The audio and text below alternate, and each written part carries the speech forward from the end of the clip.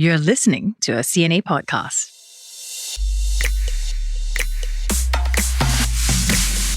Welcome back to another episode of the Work It podcast. It's Tiffany and Gerald here to discuss different career issues that you are thinking about. Today is just me and Gerald, and we want to talk about job hopping, specifically the pros and cons of changing jobs. Now, for me, I am not a job hopper. So far, I've only changed jobs maybe about twice, and it's always been in the same sector of the media. But I do see the benefits of it though, and I'm sure all the bosses listening in are going to go at me for saying that. Yeah, I can resonate with that because my bosses often ask me, why do I move so much? They say you move a lot. Okay, yeah, so are you a job hopper? Yeah, I don't think I am, but I think they think I am, right? Oh. Because my stints in each role is about 2 years. Okay. And then I want to change and try something else. Even though it's in the same company, bosses still oh, you should stay a little bit longer. So it makes me really wonder what's this definition of job hopping. Yes, to me, correct. I'm in the same company. I'm just trying different things, but it's also being frowned upon. So maybe you're not a company hopper, but they think that you're a job role hopper. Yeah. So what is the definition of a job hopper? The definition of a job hopper as we commonly know it would be just someone changing jobs frequently. Yeah. But what can we define as frequent is pretty subjective, right? I think if you ask people who are maybe of an older generation, 10 years. It's the average, 10 right? years 10 is years the is average. short, actually. Maybe to them, they're like, oh, your whole life is one job. Yeah. You should never job hop. Yeah. But there are, I think, increasingly more and more people thinking that maybe 2 years, 3 years, it's enough. It's true. My dad has stayed in one job and one job only for his entire career. So when I wanted to leave my first job, I wasn't sure how I could approach that conversation with him and get his support. I looked at him, I was like, this guy has been in this job for 40 over years already. I don't think he's going to understand me. So it's also a generational thing. Yeah. When we speak to people of an older generation, they associate the change with instability and risk, right? So they are often very worried that why are you changing your job? Without even knowing whether this job change is good. They're operating on this premise that maybe loyalty pays. Okay, which is interesting. Let's get into that a little bit later. But I think on average in Singapore, the average person stays about 8 years in their job. I haven't hit a job that is 8 years. The longest job I've had is 7 years. Yeah. This stat is coming from the Ministry of Manpower. I'm just looking at this number and I'm wondering, really people stay so long? Because what we've been hearing is people are living 2 years, 3 years, or even 1 year or less. But in Singapore, it seems to be longer. In fact, the report says that over the last 10 years, it has increased. Yes. It used to be 7.3 and now it's 8 years. Yes. I think a lot also has to do with market forces. Coming out of the pandemic, a lot of people are a bit more worried about job security, stability, and there's always been this talk of a possible recession. People just go, you know what, I'm just going to stay on and see until the market gets better before I switch jobs. So I think there's also the element of fear that keeps people from job hopping too often. But when the market is good, I do see a lot of friends, or maybe a year or even 2 years, then they're moving on to the next job. I think the current tensions in the world, the global trade uncertainty, it does make people tend to want to stay a bit more. Since 2020, a lot has happened and people feel like maybe they should just hunker down and wait and see before they decide whether they want to move. I think the motivation to move is a lot lesser as compared to before. But then at the same time, we also do see people maybe making use of this opportunity to try to change, to move into something that they want. We talked about the generational differences. Gen Zers tend to maybe change jobs a little bit more often.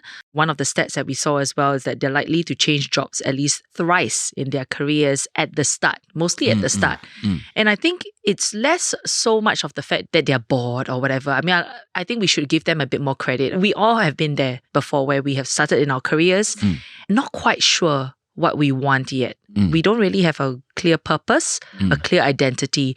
As compared to older generation workers, they make the first job work for them and they stay for as long as possible. But I think for Gen Zers, they do want to try and find something that fits with them a lot better. So they have a higher risk appetite of changing their jobs. You know, this thing about whether they would eventually always be changing jobs their whole life, that's something I'm not sure.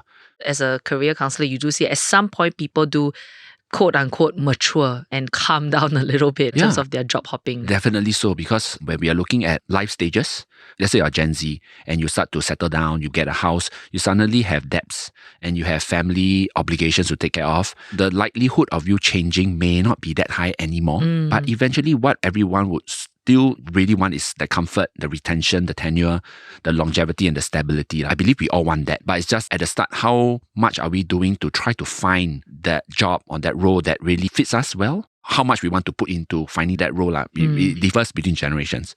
So, see, for a young friend, let's say, first 10 years of my career, I changed jobs because I'm just trying to find my own identity, find my purpose. Got this company, unfortunately, is a little bit toxic. I moved to something else. When exactly is it too much? What is the magic number? In 10 years, how many jobs should you try and stay under? I've met several people with what we call choppy job experiences. For example, you can have 8 jobs in 5 years.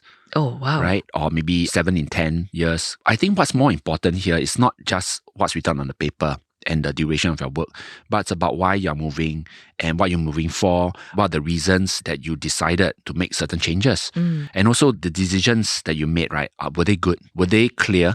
Are you moving into more fitting roles that bring out the best in you? Or are you just moving from place to place, still hoping to find the right place? Or maybe you could be trying to step up, making the move into bigger companies and bigger roles. And all of these can be quite easily assessed during the interview. This person being a job hopper, it may be a good or a bad thing, right? If it's a good thing, it's because this person has got diverse experiences, maybe working in very complementary or related industries and job roles. So the person can still see some benefit, some value in this choppy record. Or it could be really very diverse, right? Like yesterday, I just met someone who works in preschool and also works in a frontline, a retail, those sort of escape room environment. As in back-to-back jobs, not doing it concurrently, right? Back to back. I'm just wondering, how does a preschool teacher go and work in an escape room? Like what? When the kids are sleeping, then she runs off to go and do 3 hours of escape room. So back to back, okay. So back to back. So then the person was telling me that she doesn't know how to make sense of this. Right. Are you interested in children or are you interested in retail? I can't tell. There's no overlap here. Yes.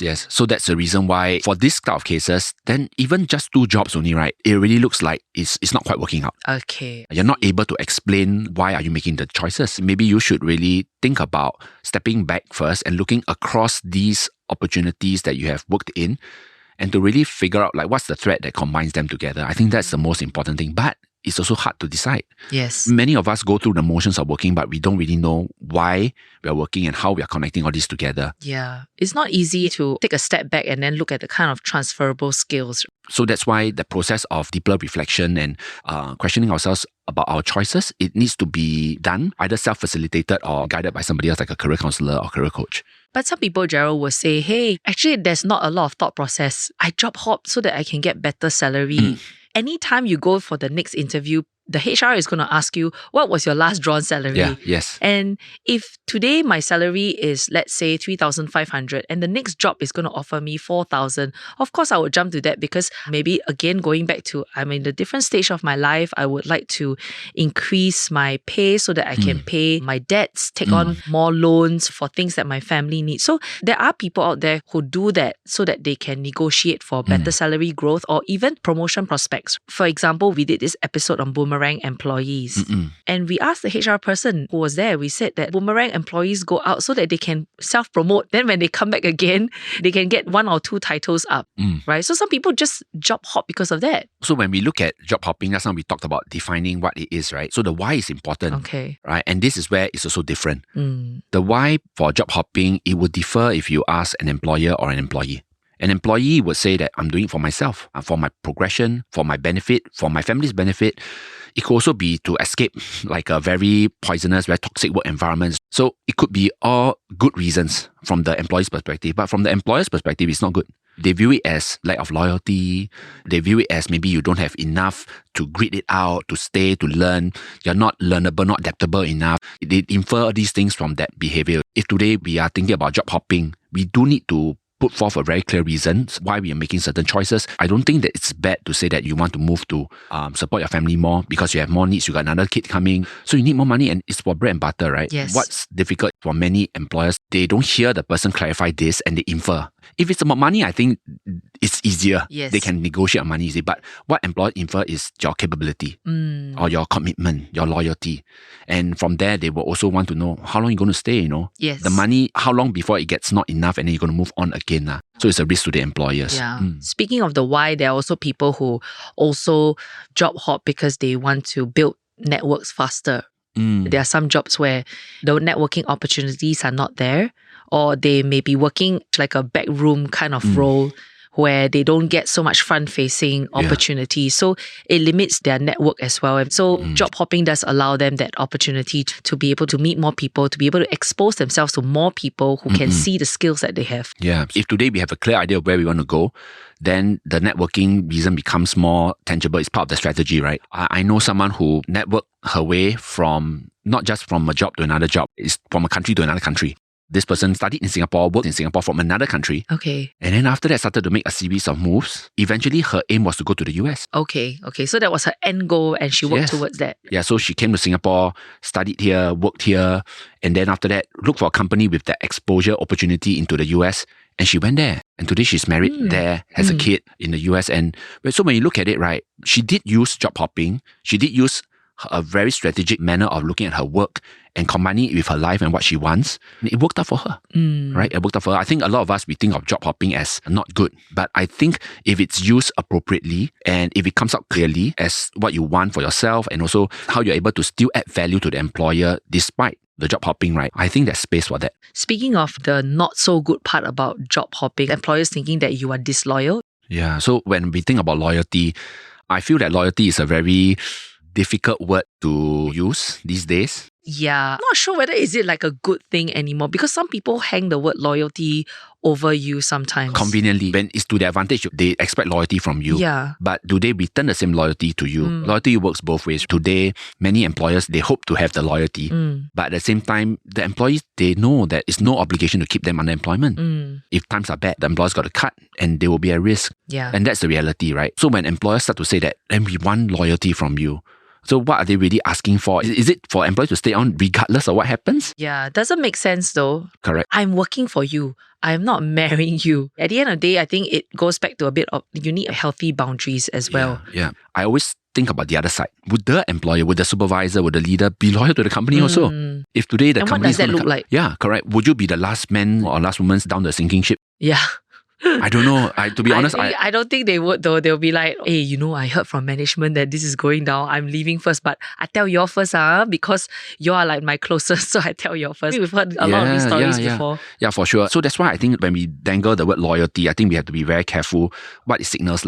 Today, I think to the generation of workers out there, I think loyalty is like a buzzword already. It lost a bit of its meaning. And I think what's more important is the employer needs to offer something back. Employer needs to offer investment. Yes. And growth. You want me to stay loyal to you. You need to have my career health as part of your plan as well, right? I need to be able to grow. I cannot stagnate in terms of my skills.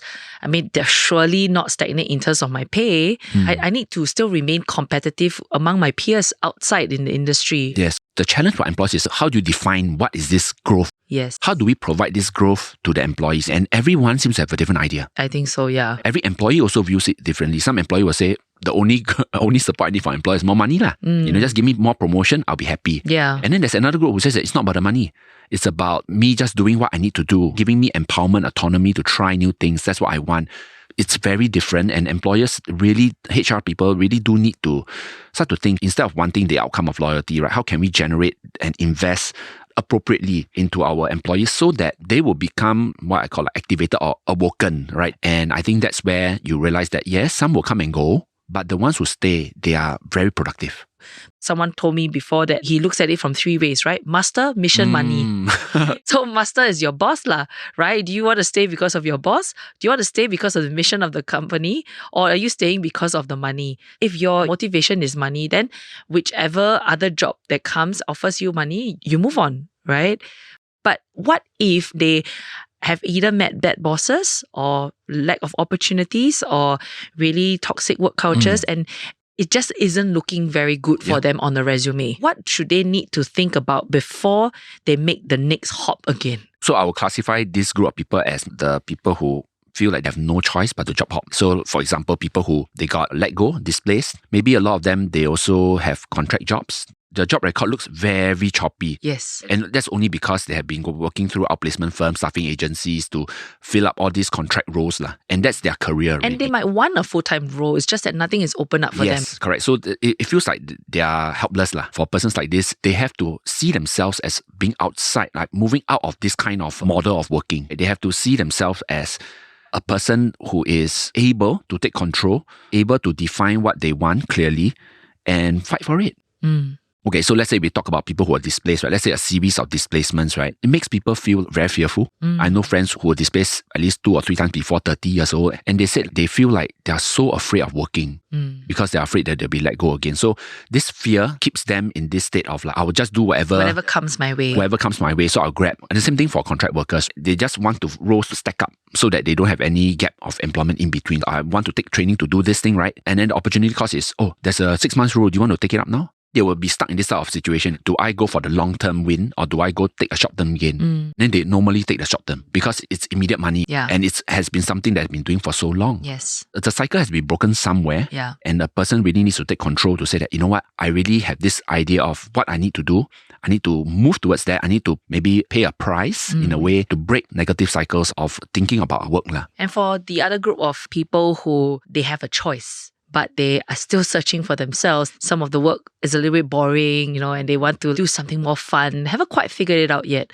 What else should they consider before they job hop? Yeah, I would suggest that they consider that they are running out of time. Oh, yeah. Okay. But what if I'm only in my 20s? Yeah, first couple of jobs you can do this, right? But after you reach a certain age and you have a certain number of employment records, let's say 4 or 5 stints under your experience, right? People are going to expect you to have grown out of that state. I see. They're expecting you in your early 30s, for example, that you should know where you want to go. You should be clearer about what you want to do. If you are still in the exploring stage, recruiters might not buy that. They might find that you're going to be a bigger risk.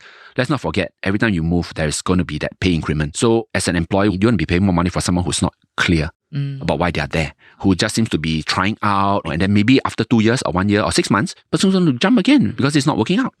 So that's why I think for this group, I'll tell them time could be running out. Don't take too long, all right? And you have to settle in. If you cannot figure it yourself, you have to speak to somebody about it. In Singapore, our economy is quite vibrant because we do have many choices. Yes. But sometimes choices makes us paralyzed. This one also can, that also can, So it makes us delay our decisions. And maybe we explore a bit too much. Yeah. So I do think we need to have a clear idea of maybe which job families, which area of work, what are the typical tasks and responsibilities that you would enjoy doing more of. You need to be clear about that at the very least so that when you are looking for a job, you have some idea. You're not going all over the place. Yeah. Tough love, Gerald, tough love. But I'm sure this is advice that is very much needed because people are always going to look at your resume. They're looking at your LinkedIn profile. They're already making certain assessments of you. Maybe you are a certain type of candidate. And it may work to your benefit. You said earlier, some cultures prefer somebody who moves around, has a diverse set of life skills. But I would say that's quite rare. I think for most people, even for employers, they're looking out for stability. So they're looking out for people who will stay. Yeah. Recently, I had this encounter with a client and her experience was very interesting. She's one of those that you would see as a job hopper for about 5 years and 7, 8 jobs. Wow. And each job stint was short, 6 months, at most was 1 year. And this person is having difficulty trying to find a job now. Okay. But the person was working for big companies, MNCs, tech firms. And as I was trying to understand, what was the motivation for that change, there was a lot of externalization. Like, employer didn't want me, it was a very toxic environment. And a lot of this kind of pointed out maybe there was some personality differences, personality issues, right? That was going on between this client and the client's colleagues. The struggle for this person right now in the job search is he's not able to get into the final rounds. He's not able to secure because the recruiters could smell something was not up. So the good thing is he's getting interviews. Okay. Right? That's a good thing. But he's not getting through. He's not getting through. So something is not quite working out and it's no longer about the job stint. It really boils down to the reasons why we leave. Yes. And in this particular case, my guess is personality issues that the employers could feel that I'm paying you top dollar and I don't know whether you will scare the team away. And I don't know whether can you work with the team together. Yeah. So it's seen as a hiring risk. My point of sharing this story is because sometimes even beyond the frequent job changes, right, there's a story that's inside. There are some challenges that a person might face going through all these changes. And maybe we tend to externalize it a lot, but sometimes we have to be very honest with ourselves have we also contributed? We maybe need to own up and say, yeah, I had these difficulties, but I'm learning to be better. Yeah, because in this particular case, I feel quite sad because this person's just trying to use the brand names of the company to compensate. Yeah. To say, that, because I work for this company, so they are vouching for me, for my belief, but they only work 6 months in the company. It doesn't really say very much about your staying power, your contributions. Yeah, I hope also that whoever is listening to it, they're also looking at themselves and also asking what are the real reasons that they are job hopping if they are doing it. Like we say, there are times where you are no choice and there are times where you do have a choice. Then you need to try and understand, okay, what are you working towards? Whatever that you're working towards, remember that it's all a map, right? A map that sort of helps the next employer see the journey that you have come on. And if that map looks very unclear, then you have a lot more explaining to do. Yeah. But then if the map is clear, then all they need to find out is, okay, why you move from here to here? Okay, that makes sense. And it makes sense that you have all these skills that you can bring to the next job. So yeah, so whoever is listening, then you are thinking of job hopping, follow the map or chart your own path. It's perfectly fine. Just make sure that that map is clear. Hi, it's our Ask Me Anything segment where we take on a work-related question that you have sent to us. Today's question was sent in by our listener, Dan. Now, Dan thinks his colleague perceives him as a threat. Let me read Dan's question. I just joined a new company as a contractor. I possess some skill sets that are perceived as versatile, and I have a postgraduate degree in a data-related field. I think an incumbent employee sees me as a threat to her job. She's definitely uncooperative when it comes to work. She will say she doesn't understand my questions and ask me to think through the issues on my own. How can I manage such a situation and turn it around? Wow, I think interestingly, last week I had someone who asked me a similar question. So is this Dan? No, maybe. Dan, did you ask him in person?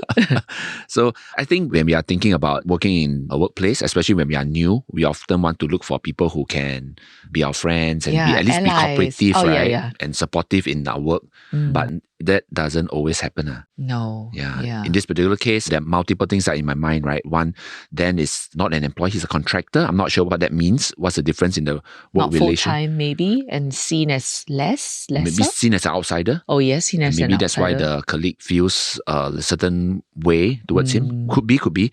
Or maybe there could be other things that Dan did that the colleague didn't really like. So rub the colleague off the wrong way. In Dan's mind, it sounds like it could be an education thing because he did mention the postgraduate degree. I mean, it may or may not be a reason for this colleague to feel that he's a threat. Yeah. So there are many reasons why someone would not be cooperative, and I think our minds can stretch very far towards what did we do wrong, and is there any way that we can salvage that relationship? One thing that I think Dan can try is to really think about how to season the working relationship a bit better. Like salt and pepper? Yeah, you got to marinate that meat a little bit more. Okay.